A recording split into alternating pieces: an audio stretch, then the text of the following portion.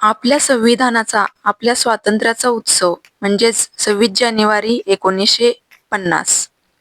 तो ऐतिहासिक क्षण जेव्हा भारताने स्वतःचं संविधान स्वीकारलं आणि जगाला सांगितलं, हा देश लोकांचा आहे, लोकांसाठी आहे आणि लोकांनी चालवलेला आहे.